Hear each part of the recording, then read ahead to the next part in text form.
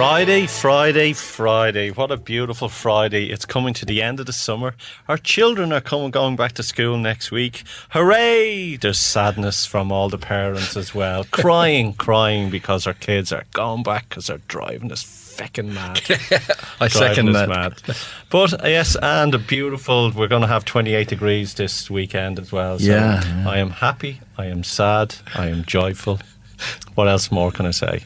And you're here. And I'm here, yes. I was just thinking there, actually, listening to the sound tune. What do you think? Will we change it? Oh, I love it, because is it Oasis, or does it sound like Oasis? I have no idea. I'm a big Oasis fan, so I say keep it. Keep it, okay. Okay. I might veto you. You veto me, yeah, you will. I'm sure you will. But yes, we have an eventful hour. One of our guests is the Invisible Man, Damien, who's with us here. So hello, Damien. Hello, Damien can't talk either as well on it. Simon, tell us what's happening today. We've got a great guest in the studio today, Pauline Harley, and it's great to see you. And I know we haven't got many people in the studio, but I know we'll have a long chat, because I know, Pauline, you got a really interesting conversation. You've had a really interesting life. You do stuff that's really close to my heart, which is helping people pivot and transition with their career, and also working with executives. And I'm really fascinated about that space, because I've been through various pivots and stuff. So I'm expecting to learn stuff today. So it's great to see you. That's my intention. Isn't that really putting you under pressure, isn't it? Is. God almighty. Yeah, and pressure to perform, eh? Yes, and you're also you have a secret, well, not really a secret life as well. It's the weight training as well, and The secret life. Yeah, the secret life of Pauline. That's what gives me the self-discipline. You know, I think everybody has to have something, especially when you're considering a career change or a career progression. You got to have something to detach you. Yeah. That's from a good the question. Stress of it all. Yeah, I you know, I'm going through a stage in my life that I've nothing to detach me. Like, you know, I do a bit of walking. I need to get back to the gym. I'm saying to my wife, I've nothing to detach me from everything, because my life is what it is. Yeah. Does that make sense? Yeah. So it's more I'm sort of gearing myself up now to get back into doing weight training. And for me, I think about it, and then I mull over it, and then the energy bills, and then I eventually go, feck it, and go do it. But that could take 6 months with I was it. thinking about the energy that it gives you.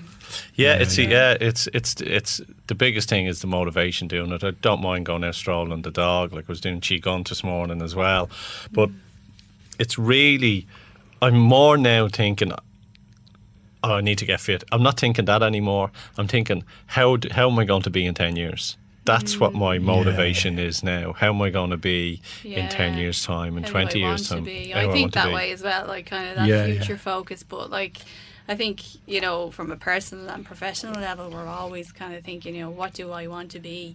Who do I want to be as a human in 10 years' time, yet alone a professional, you know? And when your life's going well, and when, like you, Joe, you say that you're living the life you want to be living, you do start focusing more on the longer term, because your life matters to you more. Yeah, it does, yeah, but it's how do I want to be able to play with my kids or have fun with my kids, you know, in 40 years' time. Yeah. You know, that's how I'm sort of looking at now. Yeah. But going back into what you specialise in, Pauline, is there big movements at the moment? Is everyone chopping and changing, jumping around? Everybody wants to change jobs. Everybody. Do they? Whether they have the commitment to do it now is what we kind of have to dissect through in general, you know. But there is a shift. And like that, I think it's kind of, it comes from what you're saying there. People are thinking, who do I want to be as a professional in 10 years' time? How do I want my life to look? What do I want for my children? What do I want for me? You know, if you have children, you know. But is there, you know, an age group or a demographic that are, if they're over 2 years in a job, they're too long?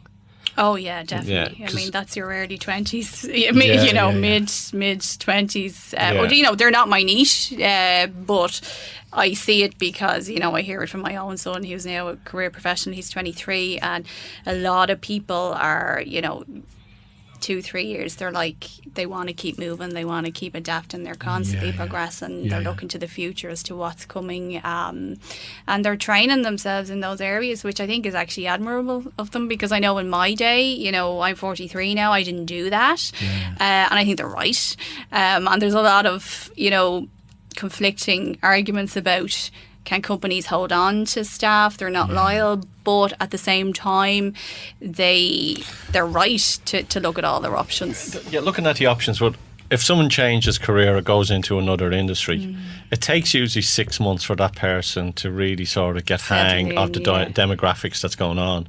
And if the average people then, stats are showing that people are staying in jobs 2 years and then they're jumping out. The company then realistically is only getting 1.5 years out of that person. If that, because the last half a year you're looking to move on. To move on as well. So you're getting a year. So there's a 2-year investment from an employer point of view, and there's a 1-year investment from an employee point of view. Yeah. So, and if everyone's doing that, how is businesses growing and developing?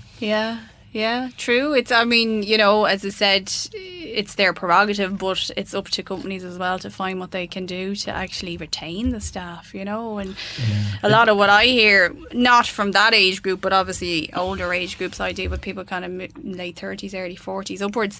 But you hear the core values piece is huge, but even in the younger generation, like I know, you know, with my son and a lot of younger career professionals, they're looking nearly for their careers to be an experience because of, you know, they want everything to be an experience, so they don't want to get bored. They want it all. Okay, they want it all now, of course, so you have to try and learn to slow them down and be patient with their employers. That's a good point, because there's so much, like when I'm in my early 50s now, and when I started working, the internet wasn't around, so you weren't distracted by that. Whereas today, TV wasn't around. Well, just cars were. But today there's so much. I personally find that I'm spending all my time learning about stuff. I've got a real passion to learn, and there's so much to learn, and so there's so many distractions. So it must be really hard just to keep sitting at a desk 9 hours a day doing the same thing and not be distracted. But here is just going back to the learning. Most people stop reading books or learning after the age of 30. Yeah. So there's a small amount that keep on pushing, where a lot of people, they just go and watch TV and they'll read the news and all, and that's how they've. And then there's the ones going up to late 30s, who really are married with kids, and they'll accept of where they are, and they will just go through that motion on it as well. I think younger generations learn differently than like you know their senior managers who are probably all in their like 30s and 40s. They're nearly quoting a book in every sentence, you know, a book that they've read, a leadership book, or, you know, they're ending every sentence with a quote from a book, and these 20-year-olds are like learning. They're not learning from books, like they have, you know, their internet. But here's the thing, right? We talk about, you know, generations, so we talk about millennials and X, the X and Y, and we say, these generations are no longer looking for income. Just hear me out on this. They're looking for purpose. Purpose is the main thing. But then they're the same generation that want to buy a house, and that house needs to be fully furnished before they walk in. So my real thing, my own belief is, I think it's a load of horse crap that this generation isn't looking for money. I believe that they're looking for money and purpose. Yeah, I agree with you. I do agree with you. Yeah. No, totally, I do agree with you, because I hear a lot of that as well, you know, they're looking for experience, and I do hate the labels of the Generation Zs and the millennials and what are we, baby Generation boomers Next and all this stuff. stuff. Like it's getting a bit, to me it just seems like it's just, they're just labels now to actually, it's just labels now to write articles about. X. Are we Generation Baby X? boomers, I think we're No, baby boomers. No, my baby boomers, I'm 75. Pope's children, you would have been around 1975 maybe, the Pope's children. Maybe. Yeah, I don't know what my son is. He's 23. He could be millennial or generation But I'm a millennial. I don't know. Yeah, I've become a millennial the last couple of years. Yeah. It's funny because I stopped. We're morphing into millennials. Yeah, I stopped reading, as you said, for about 20 backwards. years, and it's just the last couple of years I've just got this thirst to read again. So I wonder if that happens. People just get so subsumed with the system and paying the bills and the family and kids in the 30s and 40s, but it's in the early 50s they start rediscovering themselves. Generation X, that's what we are. Yeah. X. Yeah. That's it. Do you find that? Is that when Generation people move into exit. the 50s, they start rediscovering themselves? Or is it earlier than 50s? Or Benjamin Button, that's what we are, you and me. Mentally, we're when going you hit backwards. your 40s, though, you actually know who you really are. So you start just to. become less tolerant of you do? certain things So in a good way. So we have then that we've solved the conundrum of all the generations. What's happening out there? Like, we know that people want to move. Are people moving and getting into the same career in a different organisation, or are they actually moving out of that career and into something new? Because I believe if you move from one place to another and you're doing the same thing, you're going to get bored doing that and you're going to move again. Yep. Yeah. Well, whether you do a 180 or a 360 is very dependent on your circumstances. A lot of what I'm seeing is people want to actually make the full 360, but are working on exit strategies 3-4 years out to do it, because that's how long it takes. And a lot of people are looking to make exit strategies into their own businesses. I was going to say, how many people work in your experience work in organisations but are also solopreneurs? They're working on their own thing as a lot of people. Yeah. I mean, I think for a lot of people that's the ultimate goal. It is. I mean, that's the chunk of business that I work with, but the other chunk is executives looking to transition into people looking to transition into leadership roles. So you do the career confidence and you do the assertiveness with them. But there is a lot of people for a lot of people, it's being in control of their work. Being in control, fully in control of what they do and how they do it. But are more and more organisations letting people have more control of their own time instead of going, okay, you have to be in this premises between 9 and 5, going, okay, we need you to do this job. I don't care if you do the job at home or here once the task is completed by a deadline.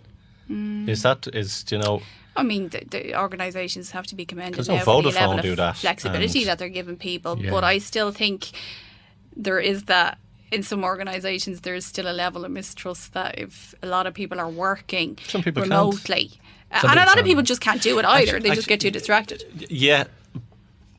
When I started doing my own business, I found it very hard to get motivated. Yeah. But the discipline that I had to do it was, I need to do this to get money in. Yeah, absolutely. And Pays the bills. to You have pay to the live, bills. yeah. Money and purpose, as you and said you earlier. sort of educate yourself then as well on it. You sort of educate yourself as well on the discipline. And I was working, and from working, I created the business. And I created the business, so I was doing both parallel, knowing to a stage when I was getting that up to X amount of money, it was time then to move on. Where is there a lot of people who are planning exit strategies and they get so excited about their product or their service or whatever they're providing that they jack in that job with no income, thinking that there's a magic little fairy that's going to give it to them. I genuinely, in my experience, I don't see that happening, but I try not to encourage that or let that happen. I can't control it, don't get me wrong, with the people I work with, but I suppose coming from a former risk background myself in insurance, there's always that risk assessment piece, which I find is a great transferable skill set in my career coaching practice, because I always kind of bring people into that kind of mindset of how to risk assess. I think it's the person owes it to themselves to do that. What about are there not naming and shaming, but are there certain industries that are more backward than others in terms of how they accept flexibility? What do you think? God, I have a list as long as my arm. We just hold that thought anyway, and we'll be right back after the break. Broadcasting to South Dublin on 93.9. This is Dublin South FM. You're listening to Joe Dalton on Dublin South FM, community radio with a global audience. and welcome back to Business Eye. I heard this morning that Moore Street, 100 plus years, is no more. Yeah. A new developer coming in. Yeah. An end of an era. I remember going in there in the early 70s, with my mum, getting the veg and then walking back to the house. Yeah. There's talk that they're going to try and do a kind of a Covent Garden type reconversion, hopefully, and keep an element of that. And they'd have to keep some sort of. They'd probably put a plaque up. Yeah. Once was here, Moore Street. Yeah. There we go. There's the element. Visitor experience. Yeah. I'd say some people have great memories of that, like that going in with your mum and getting the fruit and veg, or at Christmas, remember the stalls with the Christmas decorations and stuff. Yeah. But it's funny. I was on Facebook there, and there was images, and there was looking up at Dublin and where Stephen's Green shopping centre was. It was only just, there was a pub there, but behind of it was just a big huge car park, empty space. Wow. And then that was in the early 70s, and looking how it's all evolving and grown and everything as well. Skyscrapers are next. I wouldn't mind seeing a couple of skyscrapers in Dublin, really. Around the dock area makes sense. That's what I was going to say. Like, sense. I mean, they're just building up and up now, aren't they? Yeah, just, nice, good. Every time you go in, like, something just gets taller and taller. Yeah. The Hague Tower. The Hague Tower. The Hague Tower. Yeah, sounds good. What is that? That's the Hague Tower. Simon, what's your week been like this week? It's been a busy week. It kind of started at the end of last week at your excellent function on Saturday at Airfield Trust. This was the Conscious Business Academy thing. That this, I think, is the second. It was a great day, actually. It was a great day. Yeah, a great day. I love that title, Conscious Business Academy. Yeah, that's all about conscious leadership. The highlight of the day was you had 40 great people there lined up in a circle, and then we were asked to do the hokey cokey, right? And everybody looked at each other for a split second and thought, I'm not doing this. And then suddenly everybody looked at each other, and you could see, to hell with it, and they all did it. Yeah, it was great. Just let loose. It was great. It was, shook it off. The object of the morning was shake the negativity out of everyone in the morning. So we had everyone dancing at 11 a.m. All dancing. We did pants on the head. Did you rock the boat? No. If we got on the ground, next one. we wouldn't get up off the ground. Like, we had pass the parcel. It was all just about consciousness and all about self-empowerment and not worrying about what other people thought. Yeah. So we had all this shake the negativity out of people in the morning. Games, laughter, joy, happiness, and then we had speaker. Simon was speaking at it as well, so it was a good day. It was great. Do you know what I loved about it, and what people said to me afterwards as well, was they'd never experienced anything like it before. They've gone to events and it was something. People saying, look, I was going here, thought I was going to sit in the chair, and people speaking to us for the next 4.5-5 hours, and it was interactive. For me, it was just in that circle, looking at everybody's faces, and everybody was just in pure joy. Like, nobody was pretending, or it was almost like childlike joy. It was a wonderful childish, and that's what it is. Childlike joy. Yeah. And it's funny, when we were doing that, I was going myself, you'd come out and I go, oh, for feck's sake. And then you go in, you'd have a laugh, and then you come back and you look behind you, and there was people with prams with kids walking around, and they're looking, you go, they must go, what's going on here? And it was a great laugh. I think it's important for us to kind of create that space to kind of step back into our childhood, because most of our values are formed when we were children, And I don't, I think we get caught up in that whole, I have to be a professional and I can't use humour and I can't do this, but, there's context and everything. In the coaching work you do, I mean, to what extent do you talk about that sort of stuff, about connecting with your inner self and, and connecting with the real you, the self-awareness stuff and the importance? How much do you talk about it? It's a huge piece. The values piece is huge because that's usually where you see the conflict.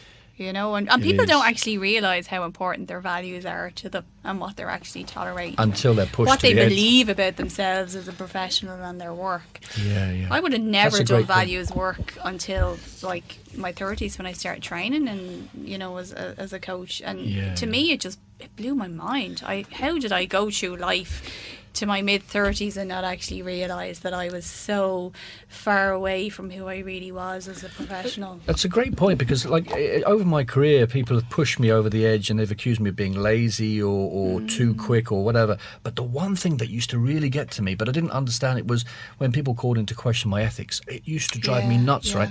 But I didn't know what it was in me. And I'm getting to know why, but it takes time to figure out who you are. You know? There's usually a huge disconnect, when there's a void there, and when people are lost in that void, they start filling it with lots of crap, and untruths about themselves and what they actually potentially can do to get out of these situations. I think people go into work because they have to have this persona when they're in their jobs, and they have to be professional, and we have to be serious, and work is work, and we have to be this way because this is the way that it's meant to be. That's right, yeah. And I said that's my impression of Obi-Wan Kenobi, or a real old person. I don't know which it is. There's Danny asleep inside. Hi, Danny. Okay. You sounded more like that old eagle from the Muppets, but anyway. That's okay. At least we've nailed it now. Well, yes, my old eagle voice now. Children, gather round, I tell you an old story. Yeah. But what happened, and we go in and we are not our true selves in these employments. Yeah. And then when we go out, we're laughing, jovial, and then people go back in.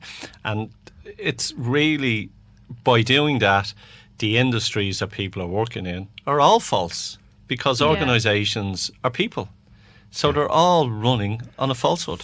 Yeah, I heard an interesting one this week from someone I was speaking to, and they felt that their senior manager, they couldn't dehumanise them. They just thought they were non-human. Dehumanise, yeah. Yeah, so, we were trying to figure out, what difference would it make for you to actually speak to them on a human-to-human level? Oh, I can't see them as a human at all. Like, they feel like non-human to me. And they just had dehumanised them because of their title and the way they were. So, this person is trying to get to the level where they can actually go in and say, God, I really admire what you do. And, they want a role similar to what this person has, but because they can't actually see the human in them, they're just getting in their own way around. It's fascinating. Yeah. But it also boils down to the likes of, dog eat dog, or there's, to survive, the fittest win and all that. And I honestly think that's a lot of garbage. It is. I think it's dying out now rapidly. Yeah, I just think it's taken a bit long. It takes a bit longer for some people to get their head around it, because they're ingrained that way. But if you are yourself and you are true to you and you are the person that you feel most comfortable with, all that pushing and force stops. Yeah. And you then in the work, or if you're an employee or whatever, and how you perceive yourself to be changes the dynamics of yourself and your career. And people around you. And your people around you as well, yeah. Because people start responding to you then and who you really are as a professional instead of reacting. When you're conflicted, we react, we overreact, and then people start reacting to us. What about toxic environments? I mean, do you come across much bullying and that kind of stuff? And how do you as an advisor, as a professional, deal with that with your clients? The bullying side of stuff, or if they're being ignored, how do you deal with that? I don't see a lot of bullying. I see a lot of I'm not saying it doesn't exist, I'm sure it does, and a lot of people are unfortunate in those circumstances. I see a lot of ego though, and I see a lot of as you talk, push and pull behaviours around influence and persuasion, that a lot of people just, they don't want to be told what to do, but they don't know how to actually open up their mind to develop being open-minded enough to Are they being insulted? Feel they're being insulted if someone tells them what to do? Yeah, they feel they're being talked down to, or maybe they're not given the recognition for what they're doing, so they're getting their backs up against managers and leaders and stuff. But that said, there's toxic leaders out there that kind of people start reacting to. So it's... What about an imbalance between ego and self-esteem? You know, I've been there. You know, I've been there when I've been less happy in periods of my life. I've always had a reasonably high ego, right? Yeah. But my self-esteem has been really low at times in my career, right? Today, I like to think it's much more balanced, and as a result, I feel much more like Joe, right? I feel more one like with yourself. I do. One with yourself. So, and I think I wouldn't have been the only one. I reckon there's loads of people with high egos, slightly delusional maybe, but just don't love themselves. But is that not why they have the ego? Because it is the self-esteem. Self-esteem. So they're hiding behind that. Yeah. But here's a question then. Do people come to you and go, right, I'm done with my job, I'm wrecked, and you know, they say, oh, my manager's a shithead and everyone else is this and everyone else and giving out, and they're the problem? Oh yeah, you know, I don't let people away with that. Yeah, like, but you by know, no means, and you can usually tell by someone who's in denial and playing the blame game, nearly even by how they're showing up in a coaching partnership and their body language as well, that, you know, you've got to accept and take ownership that you're playing a part in this, you know, and what can you do about it? Ownership or victim? There's a mix of both, and I have to be very careful, because sometimes when I use the word victimhood, I use it very openly in my own life, because I would have played the victim openly in my own career and life in general, and not taking ownership of anything. Sometimes that word is a trigger for other people. I know when I use it and it triggers people that usually that is the problem, and it usually opens up an exploration process for them to actually step into and realise, well, you know, where can I actually put my hand up? Because it's definitely something I see, Joe. Yeah, definitely. Yeah. Are more and more people then getting smarter when it comes to congruency on social media when they're moving careers? What do you mean by that now? Meaning that they I didn't get that question there. Okay. It sounded really grand, but I didn't get it. Okay, is there more and more people looking at what they're posting and what they're doing on social media because they know it has implications on their career? Oh, definitely on the LinkedIn and stuff. Definitely. If you're a career professional and you're looking to seek out, be it a change of industry or a transition into leadership roles, you know, I would encourage people to be doing that and looking at what they're sharing and who they're interacting with and how they're building their networks. But you're talking about people 16, 17 or 18 who don't really think, you know, everyone over 21 is old, and they're posting all this stuff digital tattoos that they are effectively imprinting on the World Wide Web. Yeah, and then they're like, we didn't have that because when we were in our 20s, we didn't have this. You know, we have flashbacks of stuff that we did in our teens, and we go cringe still. But nobody can prove we did it. No one can prove we did it. What's in the past stays in the past there. But the skeleton in the closet. But the skeleton in the closet now is there is no skeleton in the closet because it's social media. Somebody could do an expose on you now, and you know, it just makes you. I think people are. Wouldn't it be great to go back to the first day you ever went on the internet and just wiped everything off? Clear, Control Alt Delete. I only went on. Like, how long is Facebook going? Oh Lord. 90s. 2004. We're going to take a quick break, and we'll be right back. Your community radio for South Dublin. This is Dublin South FM. You're listening to Joe Dalton on Dublin South FM, community radio with a global audience. Yes, and before the break, we were talking about Facebook and social media. The question was, which came first, chicken or the egg? No, LinkedIn or Facebook? And we said LinkedIn. LinkedIn. But here's the thing we're talking about Facebook, right? And we're talking about reaching our audience. Groups, Facebook groups work. LinkedIn groups, I think, are evolving on it. And then talking about people leaving their footprint. We were so lucky that in our 20s that we didn't have this footprint. So what's happening to generation A, B, C, D, E, F and G that are now who were in their 20s and posting stuff up? How is employers looking at these, going, look, we all in our 18 and 20s were, you know, having a crack or whatever you may call it. Going to festivals and everything. How are employers looking at these now, or is it just... They are. Simple as. They are. They are. Yeah, I don't know how long it takes for young people for that to sink in. I think they think that's just a fallacy that older generations and employers have, made up. But the first place people will go to, but it is their peers, though. They're going to Google you, but and they're going to see if your Facebook profile comes up. If you have a LinkedIn profile, all the better, because LinkedIn profiles show up in a Google search.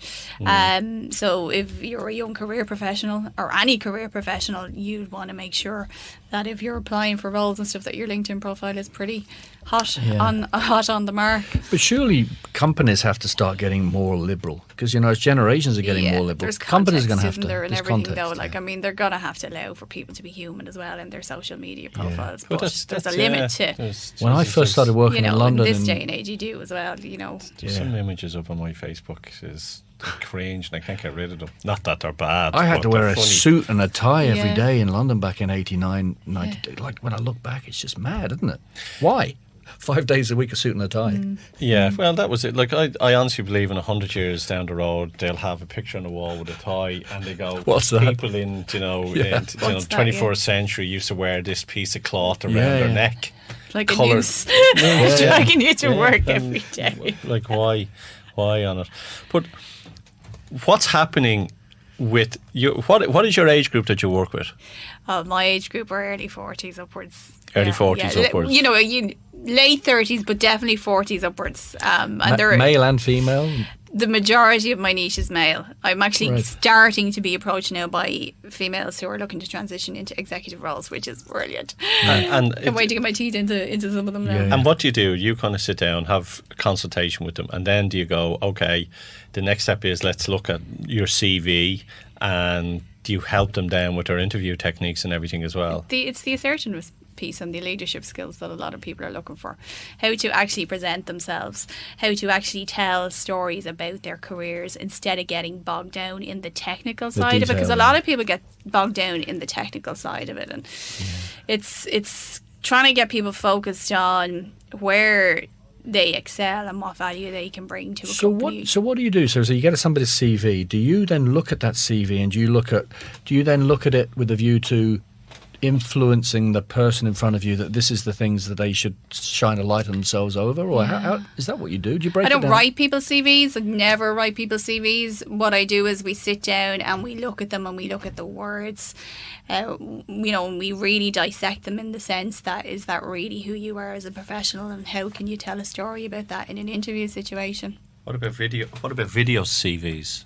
Video I've seen one or two CVs of them are and they're great. interesting, and I think that's actually something that's going to become more and more prevalent. I think it's different, and I think it allows people to be more themselves. And a lot of people get into that with video, even business owners, that they find it difficult to talk to a camera. But I actually think once you practice that, everything is practice. I think that's, video CVs is something interesting. There was a guy at the thing on Saturday who practices goal mapping. Have you heard of that? Yeah. Goal mapping. Edmund Carroll. Like a mind map kind of thing, is it? But goal mapping. And I'd heard of mind mapping, I'd heard of vision boarding, but I started researching this stuff, and there was a British guy, Brian... From the Isle of Man. Maine, I think his name. Brian, yeah. He was a circus traveller, and then he came across this area, and now Tony Robbins endorses this stuff. It's a huge area. And then you look at the companies, the Disney's, massive companies use this, right? And Edmund has gone over and trained with this, and he's gone over. He has been, and he's trained. I'm meeting him next Thursday to look at, because I'm really curious. Yeah.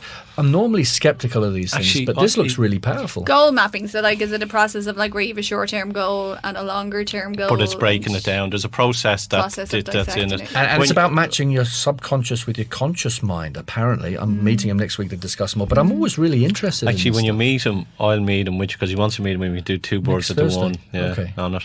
The one thing that I've learned with people that were going in for interviews, and correct me if I'm wrong in this, I always say to them, says, look, first, if someone asks you a question, the best way to answer that is, oh yeah, I understand that. In one of my past careers, I've had that, and give them an example of what it was, how you acted on it, and the lesson that you learned from it.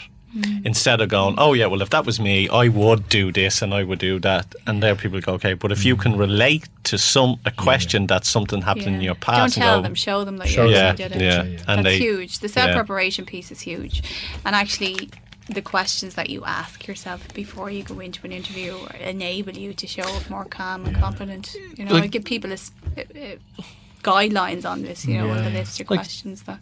The question then, years ago, if you were doing an interview, you were, don't ask about the money.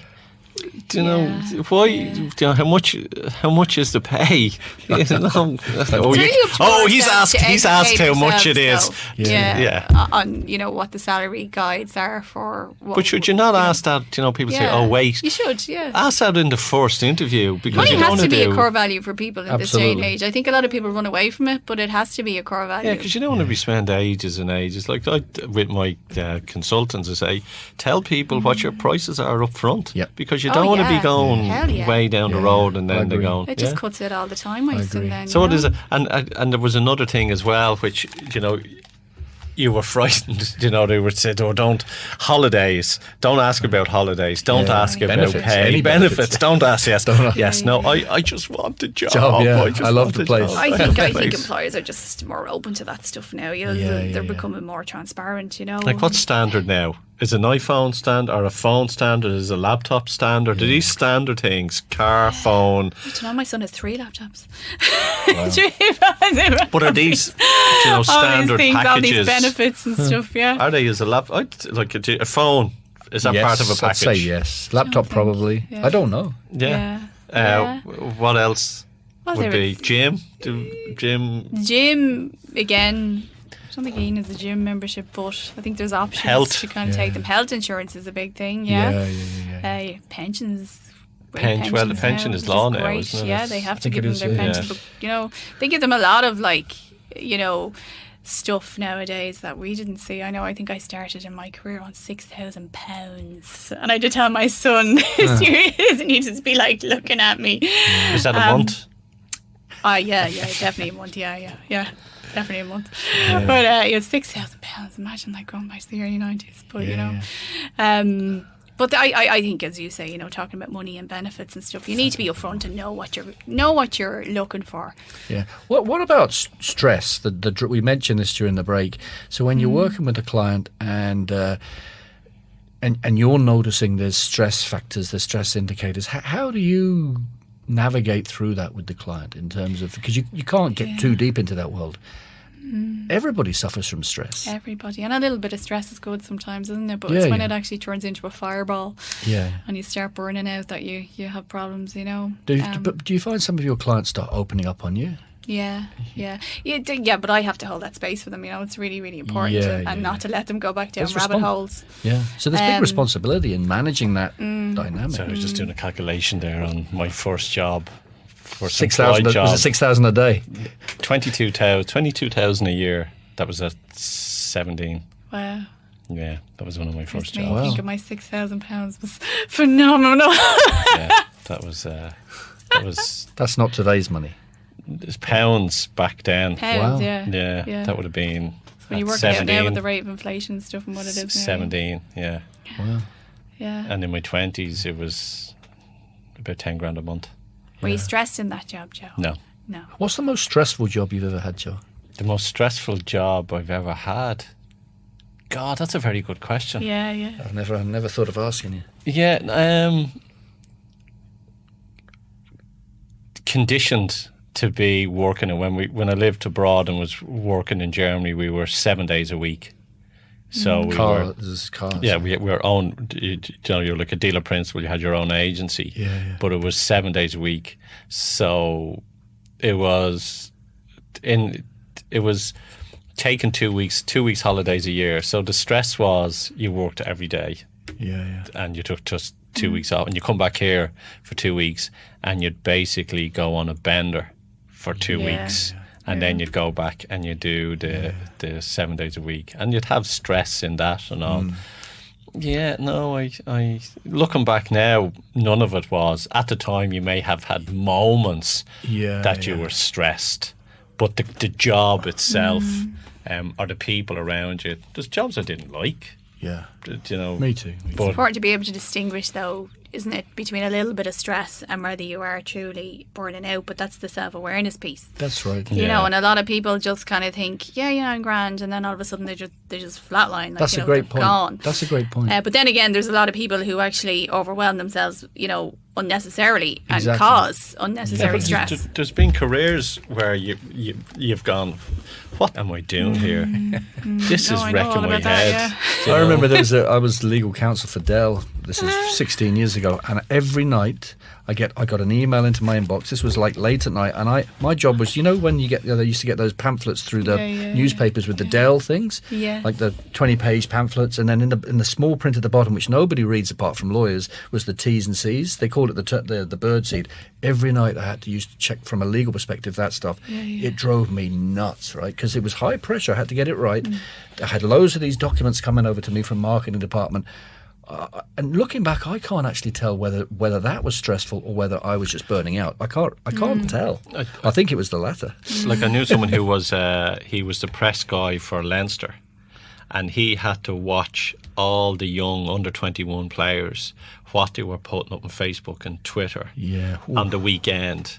Really? Because they would post something up and would represent, you know, there's governance needs to be there, and he'd have to be able to intercept intercept and get that down. Up, you know, that was it. So imagine your job, stress of that, just watching sitting there at after the a left. game on a Friday night or on a Saturday, watching all what people are. What would be your dream job, Pauline? What would be your dream job? My dream job is what I'm doing now. I actually eat, sleep, and breathe it.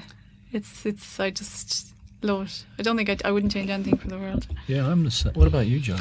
I had a brother, God rest his soul, who basically said, what would his dream job be? And he says, Santi, because he only works a couple of days a year.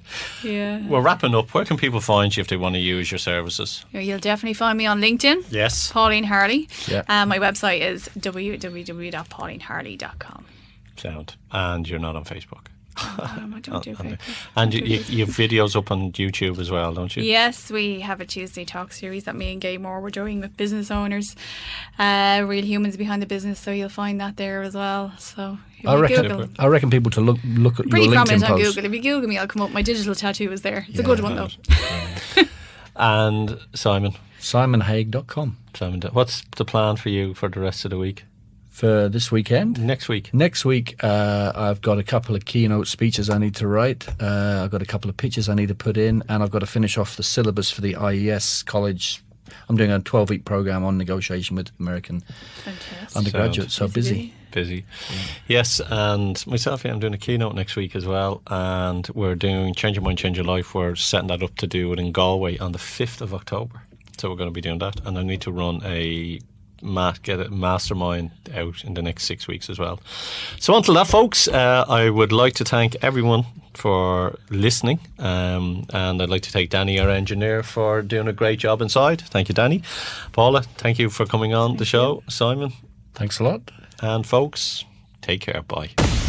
Broadcasting from the Dundrum Town Centre, this is Dublin.